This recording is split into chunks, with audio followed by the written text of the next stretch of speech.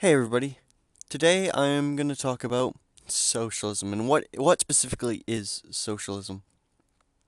So first of all, socialism is an economic system in which the government or the workers owns or controls the means of production.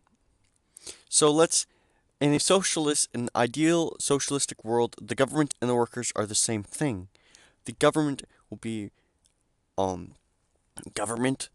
Well, there essentially will be no government. It'll just be the workers. But there's socialism is a transitionary ideology constantly in flux.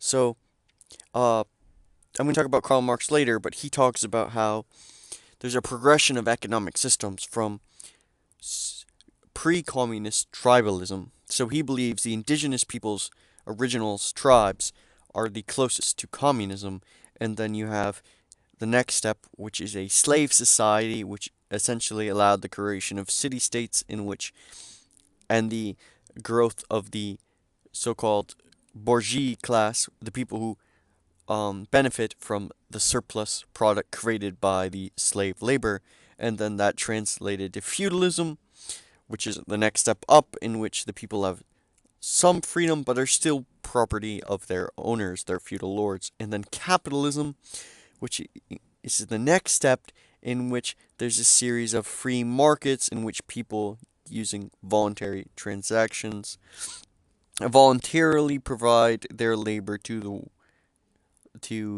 their bosses, and then they gain from the surplus production. And then you have socialism, and then you have full communism. So that's just the more and more the means of productions are transitioned a into the control of the government or the workers. Okay. So the means of production. I use this word a lot, but let's think about this.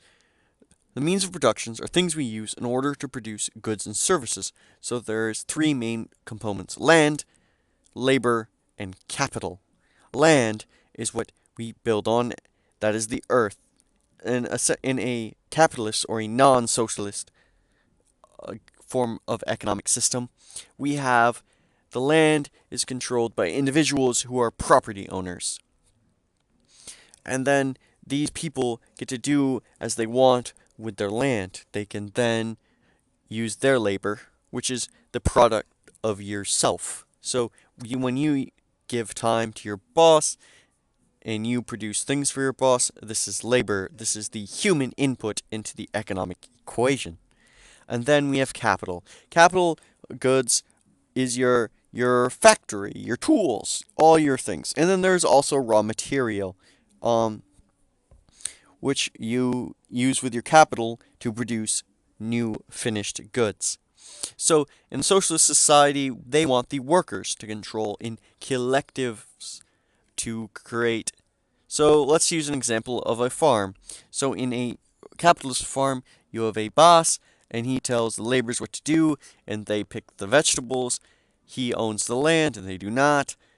And then he purchases their labor, so he can then, to produce the vegetables, he then sells the vegetables at an increased price to get a profit.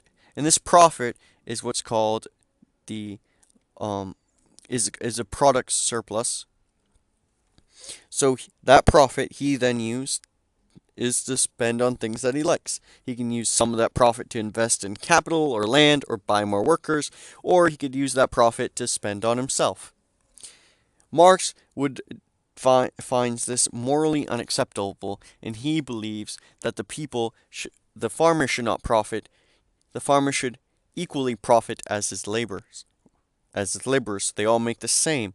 So they can then he thinks that the workers will be more happy, they will produce more goods, they'll better society if there's no boss, because he believes the boss is exploiting him. Socialism in a nutshell. So I've talked a little bit about the means of production seized by the workers/government. Then there will be an abolishment of private property. So the boss will no longer own the property that he's working on. So all the workers in the collective will collectively own the property. So that is a big thing in socialism. This is why socialist governments seize private property. However, you can have personal property.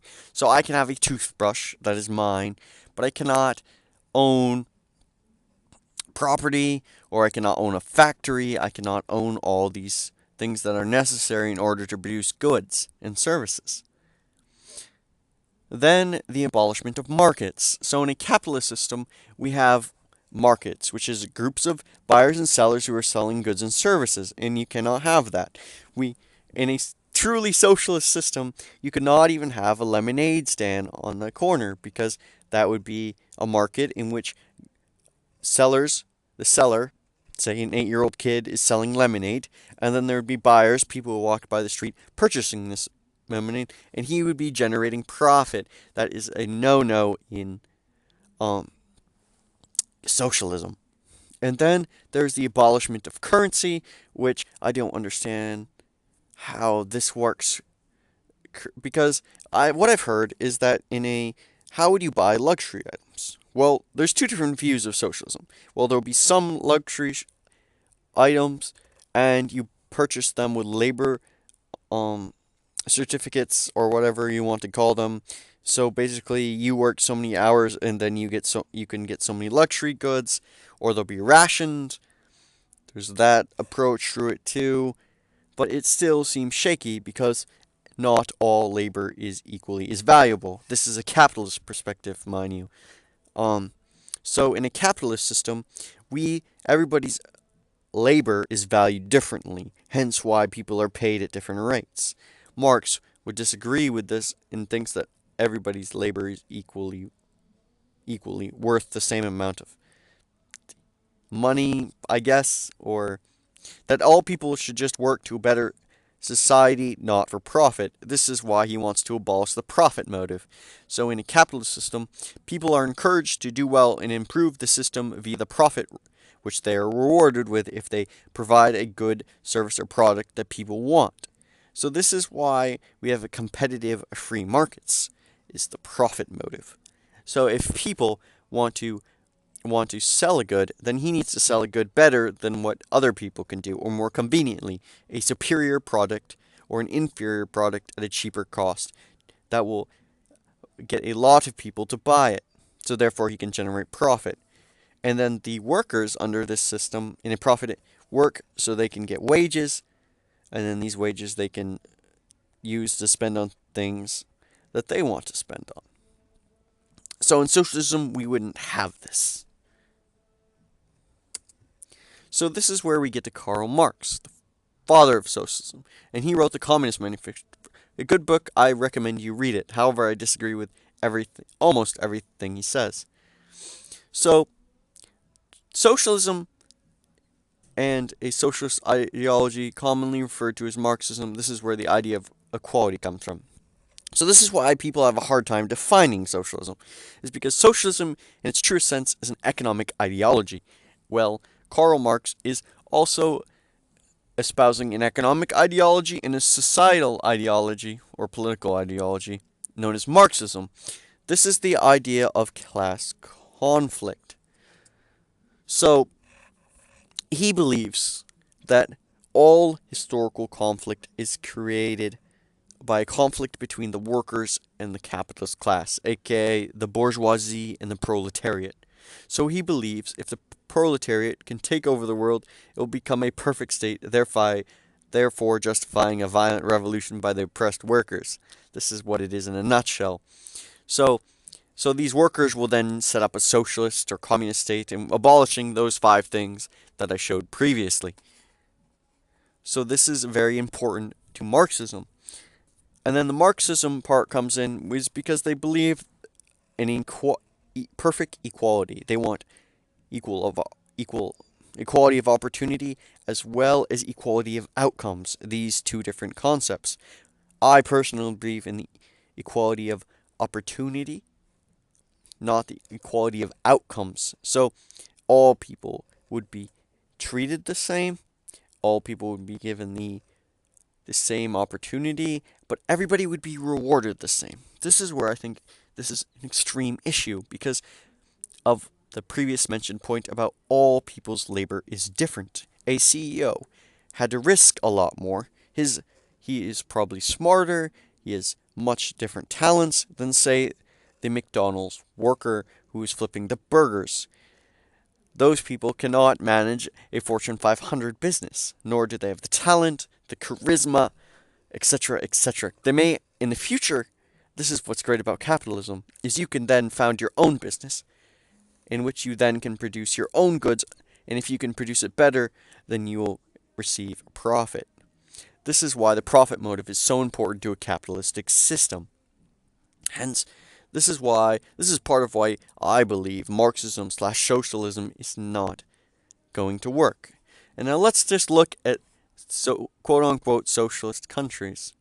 So several countries have tried socialism. So there's a myriad of African socialist countries. They were not successful, did not last long, and did not improve society.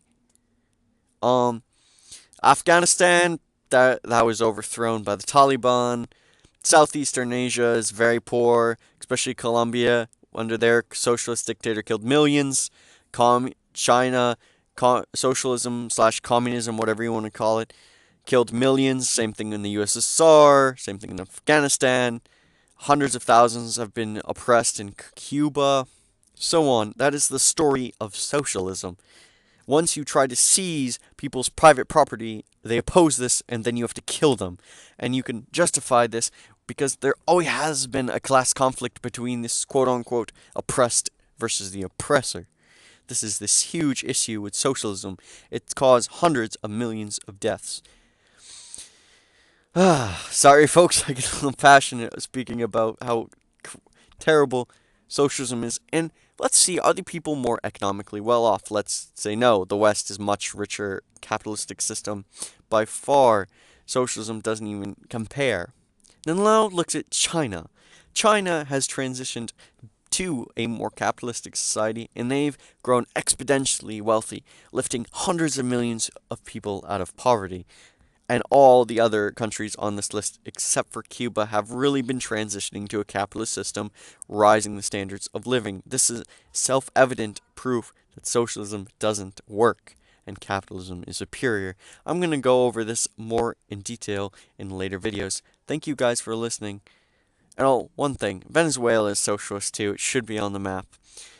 I'll talk about Venezuela in a later video. Thank you very much. Have a great day. Don't forget to like, comment, or subscribe. Thank you.